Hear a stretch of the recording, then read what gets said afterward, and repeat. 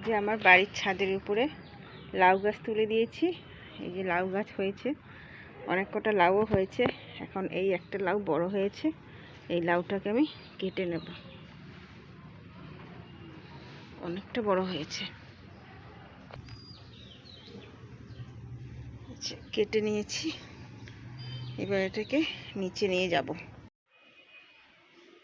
নমস্কার সবাইকে, স্বাগত আমার চ্যানেলে। আজকে আমি রান্না করব। এই যে নিয়েছি এখানে লাউ, দেশি লাউ।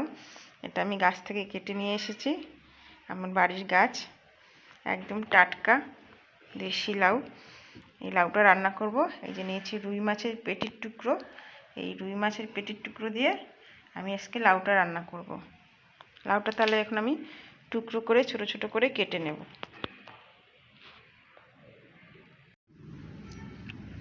এই যে লাউটা টুকরো করে নিয়েছি, এবার আমি এটাকে ছোট ছোট করে কাটবো।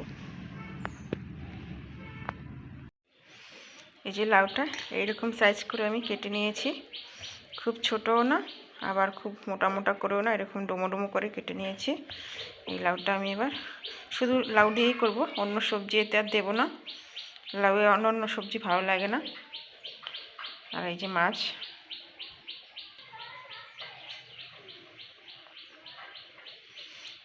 যে কোনো মাছ দিয়ে লাউ দিয়ে খুব ভালো লাগে, রুই মাছ দিয়েও খুব ভালো লাগবে। দেখুন, এই যে মাছটা নুন হলুদ মাখিয়ে নিয়েছি, আর দিয়ে তেলটাও গরম হয়ে গেছে। এবার এই মাছটাকে ভেজে নেব।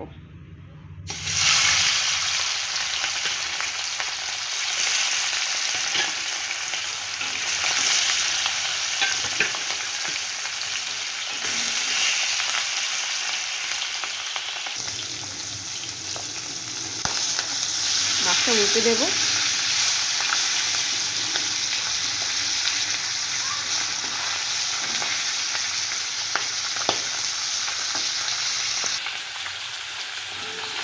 মাছটা ভাজা হয়ে গেছে, মাছটা আমি এবার নামিয়ে নেব।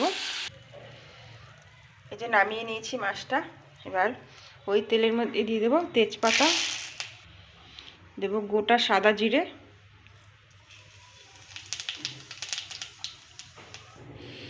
এবারে দিয়ে দেব 4-5টা চেরা কাঁচা লঙ্কা। এবারে কেটে রাখা লাউটা দিয়ে দেব।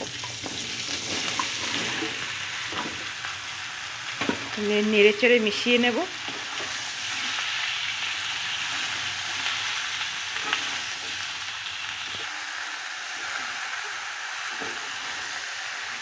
নেড়ে চেড়ে একটু মিশিয়ে নিয়েছি। এবারেতে আমি দিয়ে দেব লবণ, আর দেব হলুদ গুঁড়ো। লাউ অল্প হলুদ দেব, বেশি হলুদ হলে লাউটা খেতে ভালো হয় না। আর দেবো অল্প পরিমাণে লঙ্কার গুঁড়ো। এবার সব কিছু খুব ভালো করে মিশিয়ে নেব।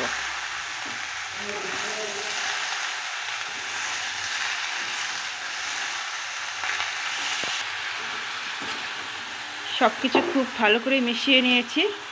এবার এটাকে আমি কিছুক্ষণ কষবো। এবার একটু ঢাকা দিয়ে দেবো, ঢাকা দিয়ে কিছুক্ষণ কষবো। যে আমি ঢাকাটা খুলে নিয়েছি, অনেকটা জল বেরিয়েছে। একদম টাটকা লাউ তো, দেশি টাটকা লাউ, অনেকটা জল উঠে গেছে। এই জলেই সেদ্ধ হয়ে যাবে।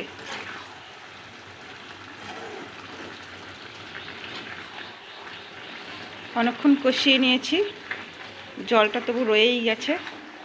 এবার আমি এতে অল্প একটু জল দিয়ে দেব।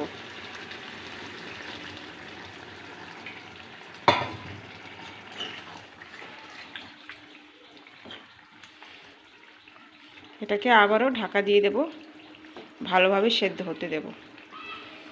মশলার বিশেষ কিছু দেব না, জিরে গুঁড়ো আর ধনেপাতা দেব। লাউয়ের তরকারিতে কোনো মশলার দরকার হয় না বিশেষ, বেশি মশলা হলে ভালো লাগে না খেতে।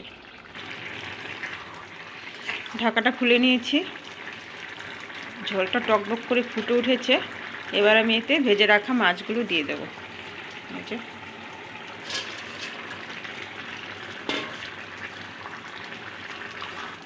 মাছগুলো ঝোলের সঙ্গে ভালো করে সেদ্ধ হবে।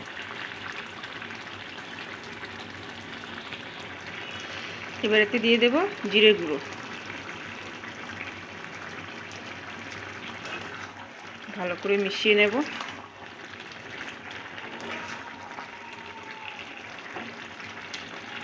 একটু হতে দেব।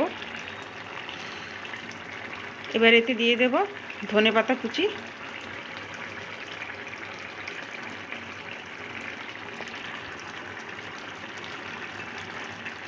কিছুক্ষণ ঢাকা দিয়ে দেব।